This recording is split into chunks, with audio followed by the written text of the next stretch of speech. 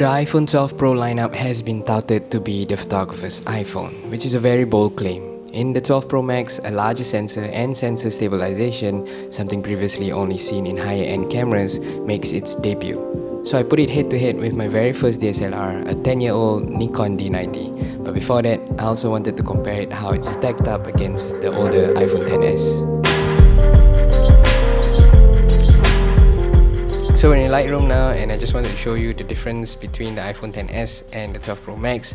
You can see in the XS here, the image is really rather unusable already because the amount of noise in the sky and the details are just, I don't know, it just doesn't look appealing at all. Now this is all very different in the 12 Pro Max, especially with night mode.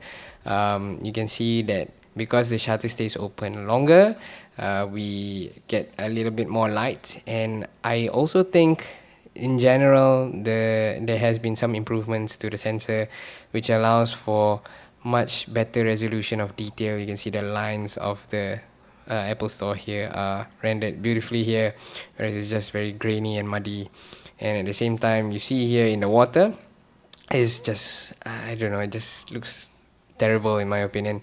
Whereas for here in the 12 Pro Max, it's really clean, there's very little noise, and there's also smoothing of water, which really impressed me because previously you could only do this with cameras that have mechanical shutters. Okay, so moving on to portrait mode. I've always found portrait mode on all smartphones to be very gimmicky because it looks very fake, but I'm just gonna explain how that has changed with smartphones that have time of flight sensors, or in this case for the iPhone, the LiDAR scanner. Now you see here on the XS, I've successfully tricked it to thinking that this hole that I've created with my fingers is part of my hand, when in actual fact it's not. However, with the LiDAR scanner rather, on the 12 Pro Max, it successfully determined that, look, this hole is a hole and I need to blur whatever is within this hole. I have to say, it's pretty decent and pretty close to what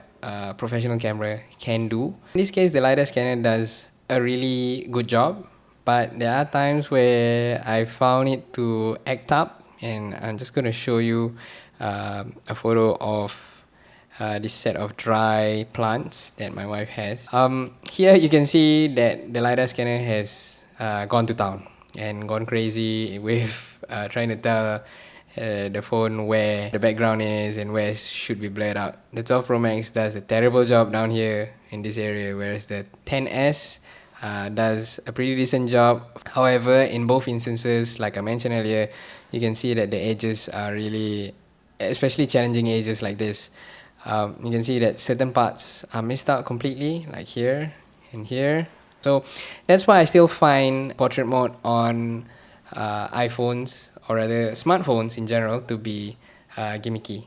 So that leads me to the crux of the debate. Can the iPhone 12 Pro Max, or can a smartphone of today challenge a traditional DSLR? Because a couple of my friends have asked me, what camera should I get if I want to take nice photos, but I've only got about $800 to $1,000 to spend? As of today, I would advise you to just upgrade your smartphone camera. So here, this time around, is my Nikon D90. Again, this is just straight out of the camera, no editing. And you can see it's getting really hard to tell. Another example that I want to show you here is, again, portrait mode for the 12 Pro Max against a portrait lens on a Nikon D90. Let me just grab that photo to compare right here. You can see again, if I don't zoom in, it gets really, really difficult to tell.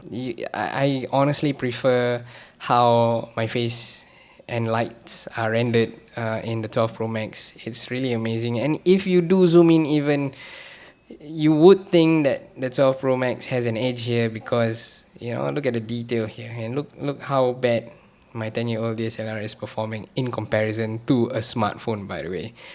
But if you go into my face, you can see the details rendered in my eye. You can see that my iris is rendered much better here, whereas compared to the 12 Pro Max, it's not so detailed. You can see the texture of my skin in my DSLR. You can also see my individual hairs in my DSLR, whereas portrait mode just, again, like I mentioned earlier, the edges are very hard to work with, especially in hair. You'll get to see, it's very obvious, you can tell if it's taken with a DSLR versus a smartphone. So last image I want to display is again in low light photography. So again, we go back to the photo of my desk. So here I want to point out that before I had my hands on the 12 Pro Max, I would definitely have picked my 10-year-old DSLR over any smartphone camera. As of today, I think I would pick up my 12 Pro Max over my DSLR because one, it's a phone, it's light, and two, I can immediately edit my images. I don't have to put out my SD card from the DSLR and put it into a reader and load it on my computer. So it just makes more obvious sense to go for a phone. And this image kind of seals the deal because here you see that in low light, the 12 Pro Max beats the 10-year-old DSLR. So in terms of noise, I think the 12 Pro Max does a wonderful job as compared to the DSLR. But overall, if you zoom it out, I would prefer what I see from the 12 Pro Max, and I would think that the camera that took this image is the better camera.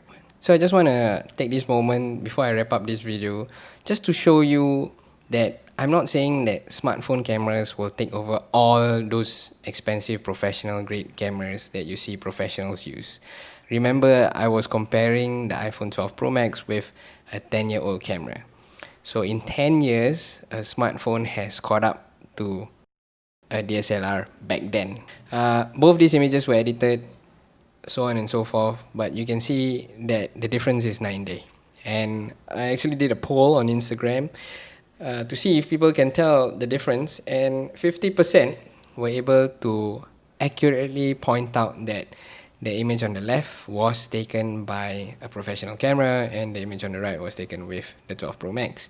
And it's pretty clear to see why. You can see in the details, and like the words, the Fullerton Bay Hotel right here, it's really clear and sharp in the Nikon Z7, whereas you can't see as clearly in the 12 Pro Max. It's pretty decent, but not quite what the Z7 has to offer.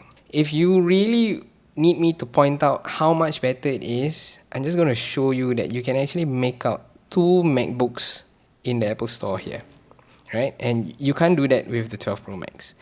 So in essence, cameras like the Nikon Z7, the Sony A7R4, the Canon R5, and some of the more professional DSLRs, they are not going anywhere anytime soon. I'm going to leave you now with images taken with my 12 Pro Max. Has Apple achieved their claim that the iPhone 12 Pro is the photographer's iPhone? In my opinion, they're 90% there. And that's because they're missing out a few key things such as RAW and shutter speed and ISO control. But other than that, I'm pretty impressed with what they're offering so far. To conclude, the point of this review is to show you how smartphone cameras have improved dramatically over the course of 10 years, and this is without a doubt one of the best starting points for anyone interested in photography.